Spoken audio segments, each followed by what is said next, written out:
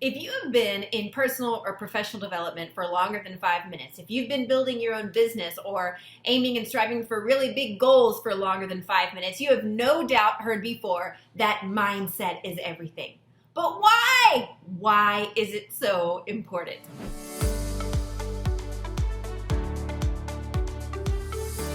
Hey, my friend, welcome back. My name's Haya, and here at the Digging Deeper Tribe, we are working with women who strive for peak performance. Heck, I'm always striving for peak performance. But why is it so important? And what does peak performance even mean? Okay, we know, first of all, peak performance means that we are looking to operate at the top of our game and bring our A game to the court all the time, like all day, every day, in a very long-term, ongoing, sustainable way. Now, does it mean that we never have an off day? No, of course not. But we are aiming for that very high-performing level of output in an ongoing way, right? Now, we know that if we're aiming for peak performance, there are certain variables and factors that can 100% contribute to and determine whether or not we get there. So how do we do it? Well, there are definitely a few magic ingredients. It's not just one size fits all, and it's not only one thing that's going to make or break our A game versus our B game, whether we're making the first string versus the backup team. But today we're going to focus on one piece. Today we're going to focus on mindset and why mindset is critical for peak performance, okay? I'm sure you have no doubt heard the age-old saying that your attitude determines your altitude, okay? Mindset is literally everything. Success is a total mind game, okay? It is 100% true. It is not cliche at all, even though it sounds a little bit cliche, that life is only 10% what happens to you and 90% how you respond. And of course, whether or not we are able to respond versus react emotionally is completely and totally dependent on our mindset. Okay? So if we know that success is a total mind game, how do we get our head on straight? Well, I want to talk about this word success for just a quick minute as a reminder or a refresher for some of you that might be new to our tribe. So our definition of success here at Digging Deeper means achieving the goals that you have set, okay? Creating your version of your dream life. So when I say success is a mind game, I'm talking about creating your own version of success. I'm not talking anything about the media's definition of success or your mama's definition of success or your neighbor's definition of success. And I'm certainly not talking about just a vague, ambiguous, like trophy style of success. I'm talking about you carving out very clearly what it is, exactly what it is that you want out of life, and then rearranging all of the other elements of your life in order to make those dreams become a reality. Okay? That's what we're talking about when we say success. So, with that definition of success clear, front and center, now let's look at how this success really is a mind game. Okay? One of the things I want you to know is that you can have all the technical skills and all the know-how in the world. But if your mindset isn't on point, then that success is never going to come. Why is that? Because creating success is so much more than just knowledge. It's so much more than just awareness. Because as we know, real life doesn't just exist inside a petri dish. It's not just a science lab. Real life, the real world has obstacles and challenges and craziness happening all the time.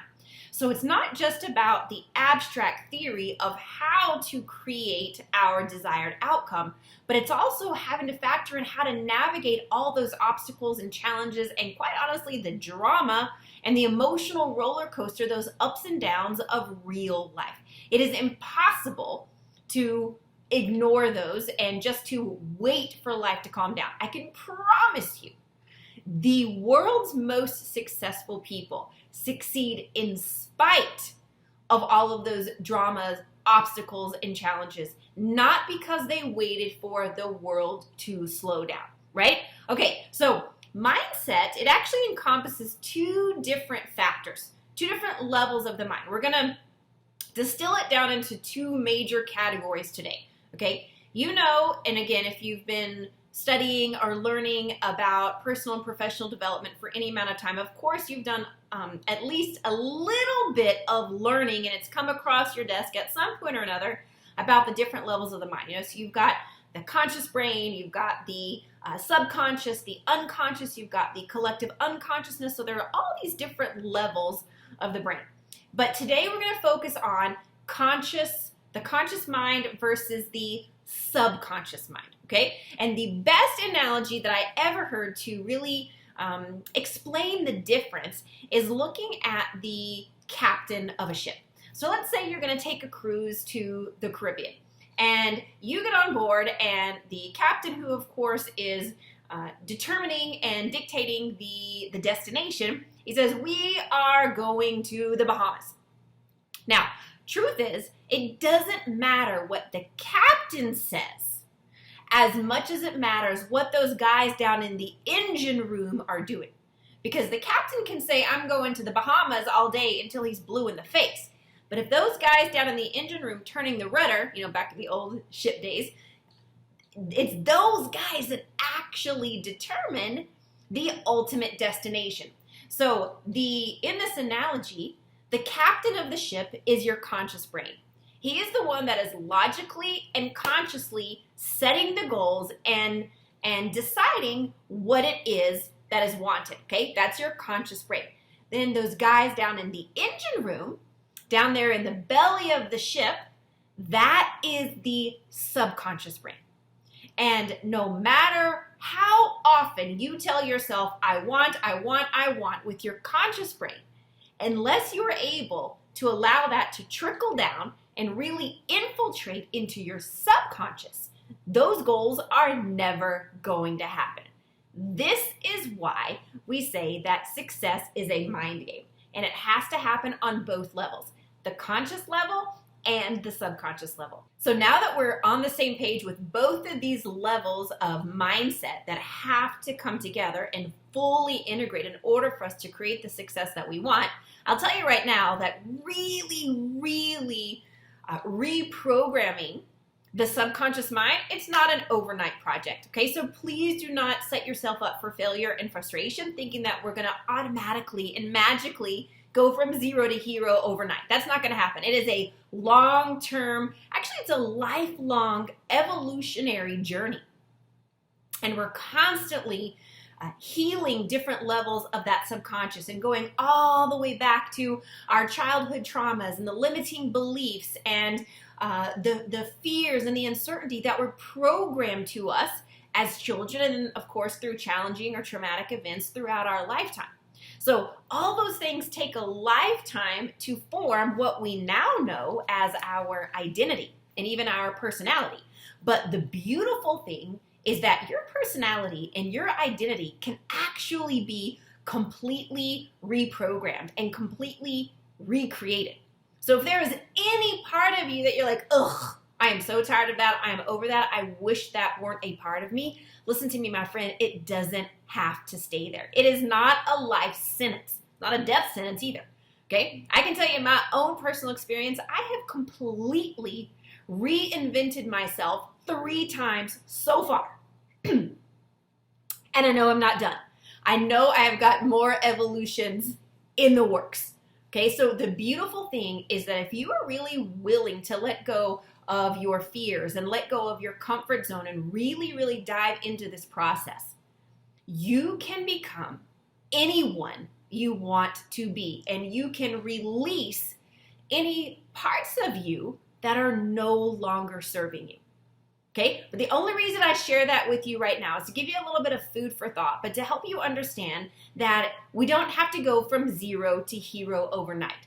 But for the context of this conversation, I just want you to understand that if you're going to start to work on this, and if you really sink into this, It can become a lifelong evolutionary process that you are constantly elevating and growing and stretching yourself to become somebody new. You see, I am a big believer that as long as my Creator has me living and breathing on this planet, it means that I've got more to do and more to learn. So it's certainly not a static situation. And we know for sure that success is not a destination, right? It's a constant evolutionary journey where we're always growing and stretching for new things. Now, that doesn't mean that we are not grateful for where we are right now and for all the things in our life. It just means that we don't have to become complacent. We can constantly be stretching and aiming for new levels of growth and development and achievement, right? Okay, so to wrap up, let's talk about some easy tools on how to manage your mindset in a very practical way. So if we know that success is all about our mindset and mindset is literally everything, let's talk very quickly about some very practical tools to manage our mindset to help us create success on a daily basis. Because even though this is a lifelong evolutionary journey, we can start today and we can start to see drastic differences right away. We don't have to wait 5 years, 10 years. Heck, we don't have to wait 1 year to start to see results. You can start to create results in your own life immediately. The moment that we choose to take responsibility on the things that we're learning and we choose to start rewriting who we want to be, right? And we start to rewrite our path, okay? So I recommend carving out time to check yourself and work on your mindset 3 times per day. Now, right here in this particular exercise, I'm not talking about your meditations and your personal development reading and your exercise because, of course, all of those things definitely affect your mindset. But what I'm talking about right here are 3 quick mental checks. In fact, I call them a checkup from the neck up. So when do you do these 3 checkups per day? First thing in the morning, midday, and then last thing at night. Okay, so first thing in the morning, like literally right when your eyes pop open before your feet even hit the floor. Then again at midday and lunch break, lunchtime is great. And then again, very last thing before you go to sleep at night. So what are you doing during these quick checkups from the neck up? I recommend you do 2 things. First of all, literally check yourself. Okay, what do I mean by that? You're gonna ask yourself a couple of questions. First thing you want to ask yourself is you're going to just kind of do a quick body scan. And you're going to ask, how is my mental and emotional state right now? Am I stressed? Am I happy? Am I angry? Am I rushing? Am I reacting? Am I feeling overwhelmed? Okay, just check your body, check your energy, emotionally, your headspace, your heart space, and just see how you are feeling.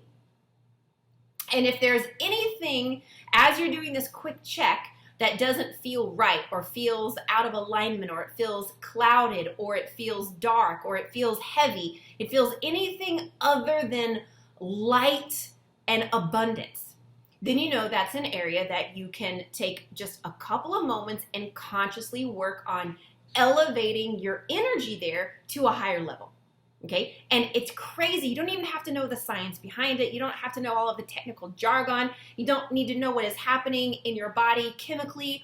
All you need to know is that just by becoming aware of where you're holding this tension or this negative energy, and just by choosing to focus on elevating it, you can actually change your neurochemical state inside your body. It can create different chemical reactions, and you can start to loosen up and lighten up and ease up and create more flow for yourself.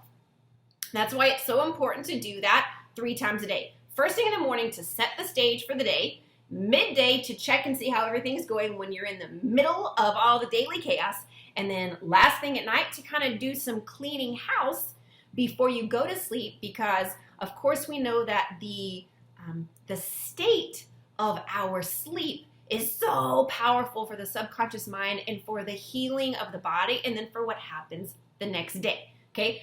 All the things that are happening to us while we're sleeping are for the context of a whole nother conversation, but just know it's super powerful. So you don't want to go to sleep. You don't want to carry any of that yucky, toxic energy from the day into your sleep. You want to take a moment and clean all of that out, clear that out, okay?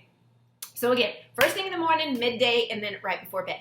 Then the second thing you're going to do at each one of those quick checkups is you're going to do some affirmations, okay? Now, we talk a lot about affirmations here at Digging Deeper because they are so powerful. Statistically, scientifically, psychologically, metaphysically proven of how speaking what you want into your universe literally rearranges the world around you, okay? Now, it doesn't have to be, 20 minutes of affirmations. It can be 1 minute, 2 minutes, 3 minutes. It can be 5 phrases. It can be 10 phrases. It can be either a series of affirmations that you are wanting to bring into your reality, or you can say some very quick affirmations just to turn around whatever energy that you noticed that you wanted to elevate during that quick checkup from the neck up, okay?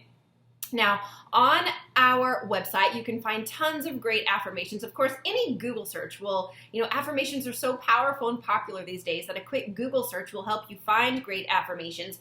Just very quickly remember that the subconscious mind does not know anything other than the present moment. There is no past, there is no future. So if you're saying in your affirmations, I am going to do, or I will be, those things are in the future. And if you're stating them in future tense, they will always remain in the future. So you want to claim those in your present, okay? So it would be, I am, I have. Those are the present tense states that you want to use, okay? So again, if you want some help with affirmations, of course, you can always send us a message here at Digging Deeper. You can look on our website. You can do a quick Google search, but there are tons of great tips and tools to help you write affirmations. The important thing to remember is keep them sweet, like short and sweet, keep them memorable, keep them measurable, and keep them in the present tense, okay? Give it a whirl, and as always, I would love to hear how it's going. If you focus on these 2 quick things, this checkup from the neck up and your affirmations 3 times per day, this is absolutely a quote-unquote shortcut that can help you to start really seeing some fast-forward progress in your life as you're working on the long-term journey of reprogramming your subconscious mind to truly elevate you to the level of success that you desire in your life. You got this, mama. I love you.